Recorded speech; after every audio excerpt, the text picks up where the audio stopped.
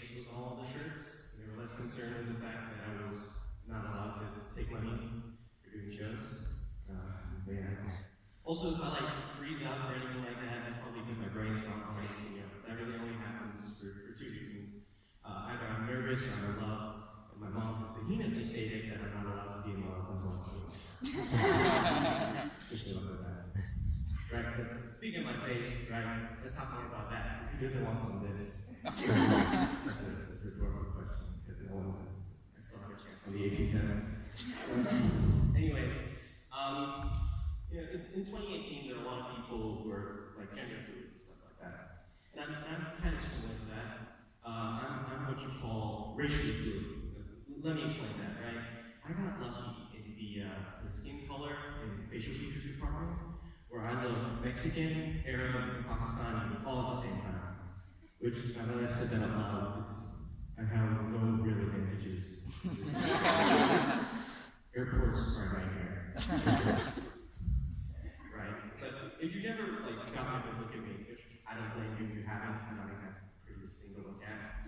My skin color is kind of, how should I describe this? Let's say you're making coffee or tea in the morning, right? You're pouring milk into your coffee or tea, and then your hand slips, and you have too much milk in your coffee, but you can't make another cup because it's 6:50, and if you go to make another cup, you're going to be even more like in Stella's class than where you are. So the drink is accidentally brown. That's what I am. I'm accidentally brown. Eventually, there's a Crayola out there with that ball on there. Right, accidentally. Well, I'm not an accident, though. I'm on purpose. I have been a disappointment on different metrics, though. Let me give you some backstory, right? So, my grandfather, he had 6 brothers and 1 sister. And then my father, his son, he had no sisters, so my grandfather had no daughters. So, for 2 generations, my family was kind of sick of all guys. So, on the day I was born, my grandfather, he rushes into the hospital. He goes into my mom's room, he asks my grandma, is she okay? Is she okay? My grandma says, yeah, she's okay.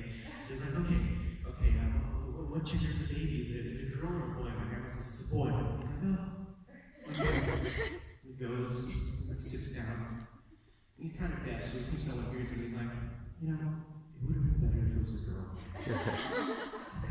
Grandparents were supposed to be one person with a group of people that you can never disappoint.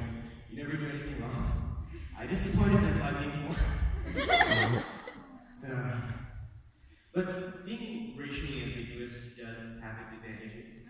I don't know if y'all heard recently, there was some sort of punishable someday.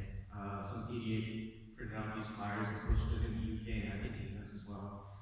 And on April 3rd, they said they were going to award people for harassing Muslims, right? And on that day, I called my mom and I said, I'm going to walk on the day. She says, no, don't do that. I say, why? She says, it's punishable someday, I'll come pick you up. So I said, okay, I put her on the phone. I wanted to tell her, I didn't because, if I talk back, she'd kill me, and I value my life. I wanted to tell her, Mom, you don't have to worry about me. I don't really look Muslim all the time, especially when I have my peach fuzz. Right? And even if I'm walking home, I'm walking down the street, and someone pulls up in their truck and they go, hey, you want all them muzzies? All I gotta do is go, can't find muzzies. Never mind. You got lucky. Today's not your day. Now get back to building that wall. Speaking of walls in Spanish, let's talk about Trump. I think he's all right as president, because personally, I haven't been affected by any of his policies yet. To be honest, I was more worried on election night about being deported to the wrong country. So I wanted to slip in my Canadian passport just in case the immigration police were on board with it. They showed up and I go, no, Northern Mexico! Otherwise, I'd be stranded in Mexico with only 3 years of high school Spanish, walking around donde está the bathroom, home puppies. People looking at me like, did you just say the sending us the detective ones now? No. But I do dislike Trump for certain reasons. For example, his wall, and not even for the reasons you think, really. You see, the minute Trump built his wall, there goes 5 years of Spanish. 5 years of my life that I've wasted away. All those seasons of Dora that I've watched, all the Ronald Train, the minute that wall is up. And then everyone started saying, we're moving to Canada, and then he gets elected. And I'm over here, banging my head against the wall, thinking, I should have learned French.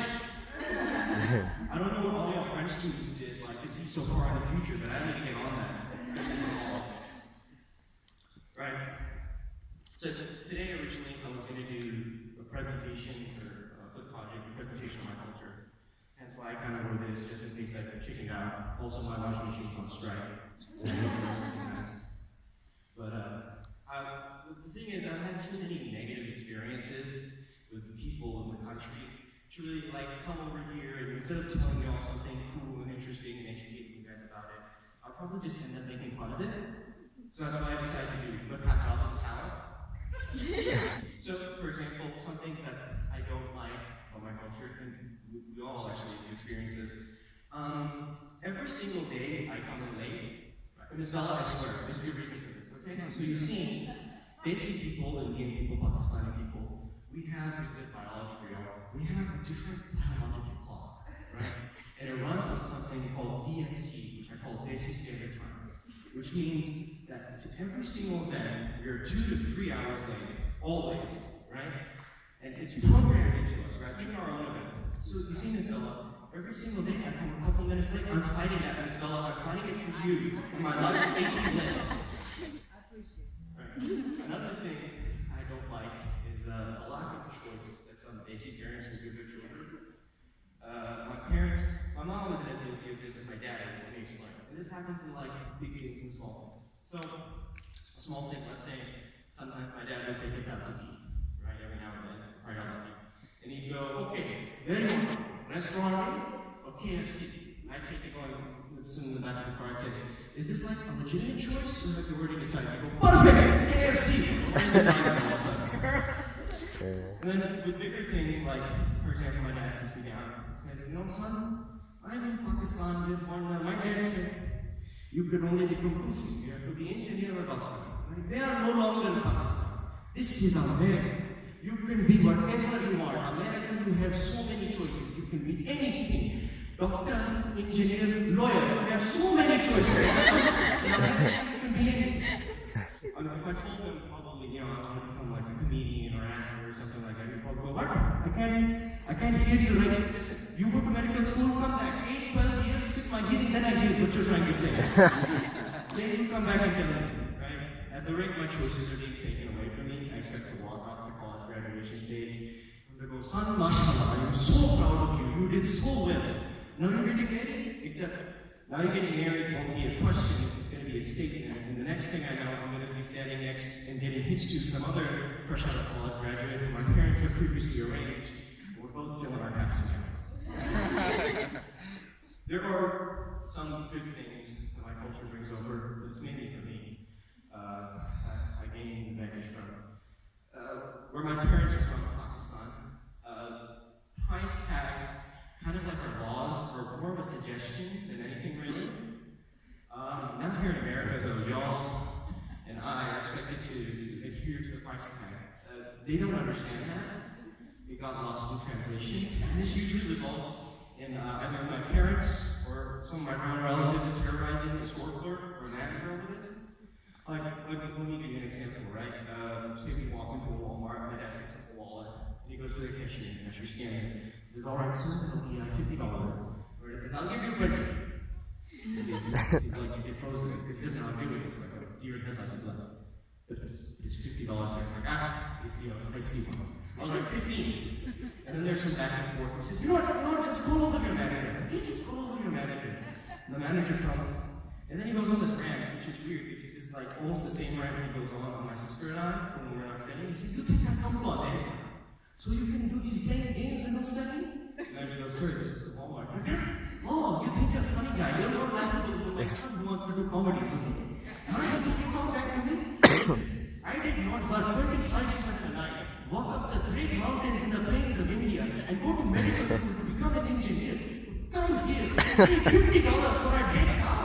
Okay, so what does it give me for 5? I'm leaving. I have no one of my family to come here. Right? And then we walk out of the Walmart with a free wallet.